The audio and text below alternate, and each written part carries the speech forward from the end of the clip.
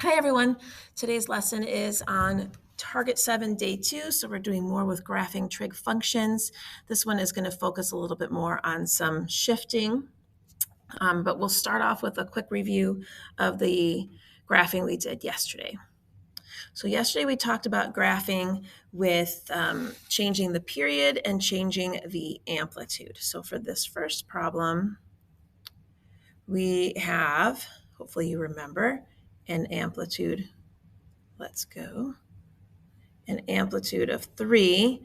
You can see the 3 out front, and that negative is going to make the graph flip upside down. And then the period is then 2 pi because it didn't change. And then the midline hasn't changed as well. That's what's going to be the focus today. So the midline is still at 0. So remember we talked about you're going to make 4 lines, 4 marks on your graph, and the last marking is going to be whatever the period is. And then you take the period and you divide by 4 to figure out what each of the middle markings will be. Make this smaller. So this is then, when you do that, you get pi halves. Then this is 2 pi halves or pi, 3 pi halves, and then 4 pi halves or 2 pi. And then the max value is this 3, and the min value is -3. So up and down 3. And since it's a negative sign, so sign always starts at the midline. Since it's negative sign, it's going to go kind of upside down. So it's going to start at the midline, go down, and then come back up. Oops, I missed that point. Okay, for number 2 then, we are changing both the amplitude and the period of the graph. So the amplitude is the number out front again, so that's 2.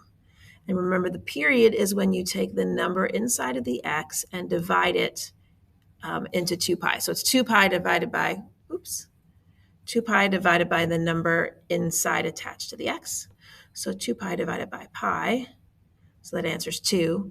And again, no shift, so the midline is 0.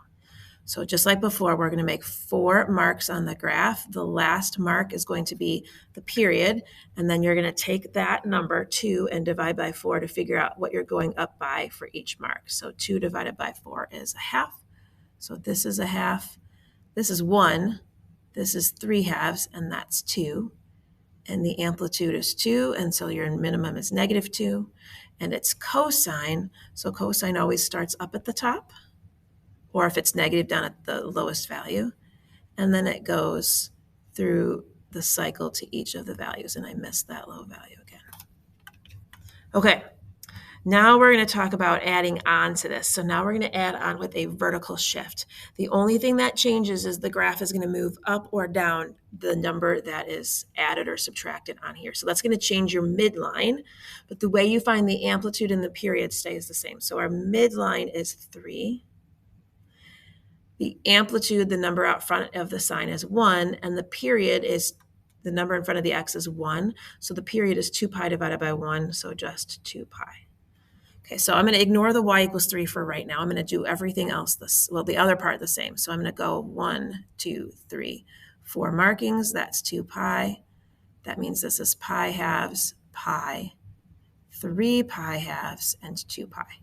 Now here's where things get a little bit different. So before I can do the amplitude part, I'm going to do this midline part. So I'm going to go up or down to the midline number that we calculated. So we went up 3, and I'm actually going to draw a little dotted line at 3.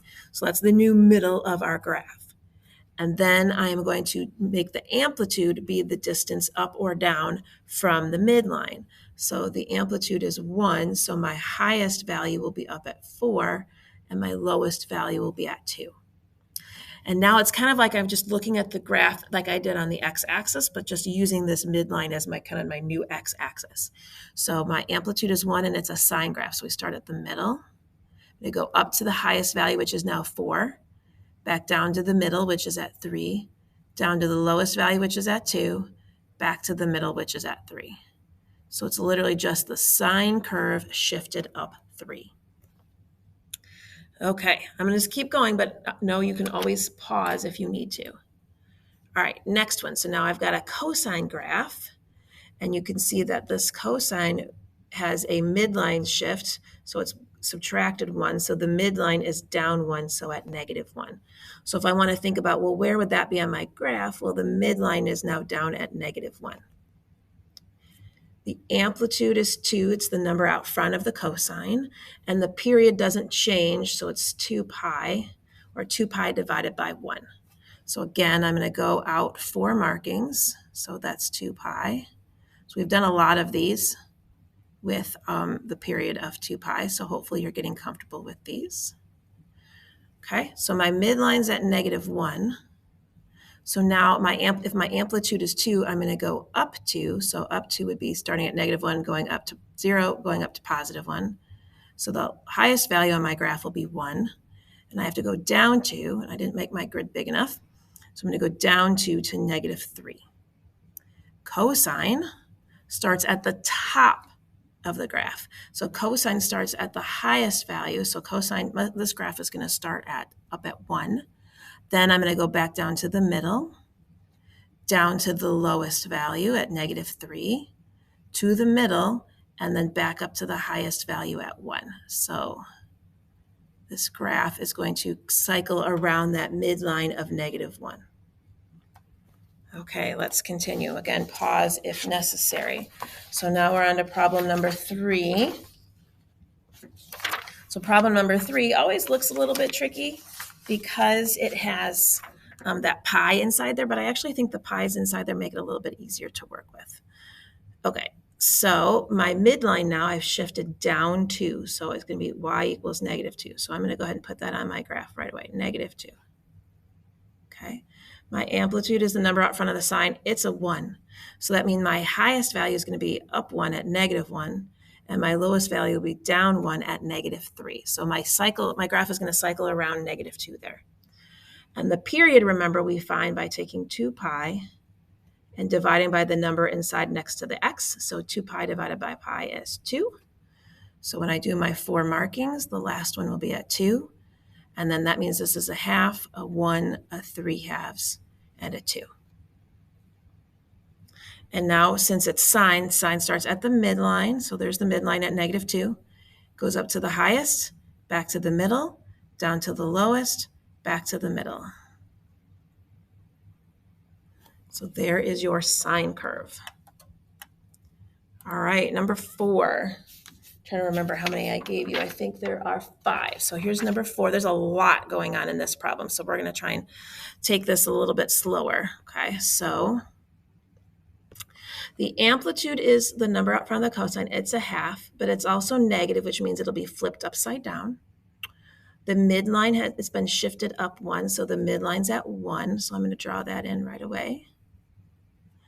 And then the period, I'm going to give myself a little more space for this. So the period is 2 pi divided by that number there. So 2 pi divided by a half. That's the same as 2 pi times 2. So the period is 4 pi. Okay, so I'm going to do that 4 pi part first. 1, 2, 3, 4. So that's 4 pi. That means I'm going pi, 2 pi, 3 pi, 4 pi. And my amplitude is a half. So here's a 1. That means I'm going up a half and down a half. So that's 1.5, and then this is just a half. So it's not fitting on my grid very well, but there it is, okay? So remember I told you yesterday, putting those labels on there is really important because that shows me that you understand that you're going up to 1.5 or 3/2 and down to just a half.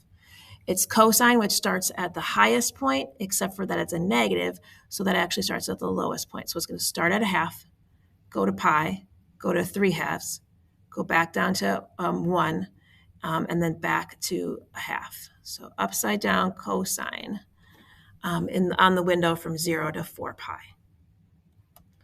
All right, last problem. So now this one's got a little bit of stuff going on as well. So I have the midline of, let's go here, -2. So -2. I don't think my graph is going to be big enough. And then I have the amplitude is 3, but it's upside down. And the period is 2 pi divided by 2, which is pi. Okay, so I've got 1, 2, 3, 4 pi is the ending value. So that means I'm going to go up by pi fourths. So I've got pi fourths, 2 pi fourths, which is pi halves, 3 pi fourths, and pi. If my amplitude is 3 and I'm starting down at -2, I'm going to go up 3. So 1, 2, 3. So my highest value will be 1, and down 1, 2, 3. So my lowest value will be -5.